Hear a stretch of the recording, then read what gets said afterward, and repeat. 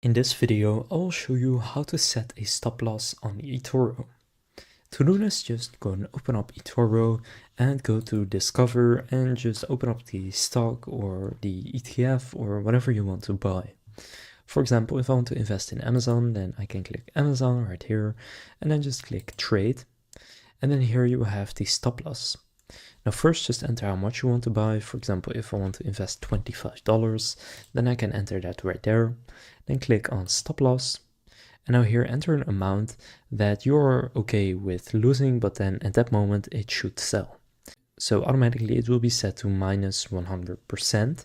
Now I'm investing $25, so let's say that I'm okay with losing $10, then I can simply enter $10 right here, so it will be minus $10, and then you can click set.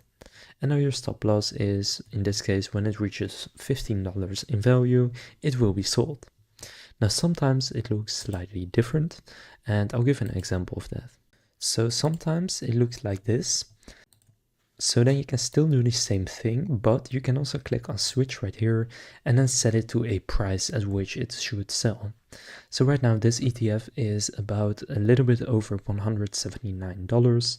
So let's say I want to have it sell if it reaches 170, then I can enter 170 and then it will calculate how much you lose if that happens on your investment. So then it will still be with the minus dollar, but it will just calculate it in a different way. So that's another way that it could look. So now you know how to set a stop loss on eToro. If this video was helpful, please consider leaving a like and subscribing to my channel. With that being said, I will see you in the next video.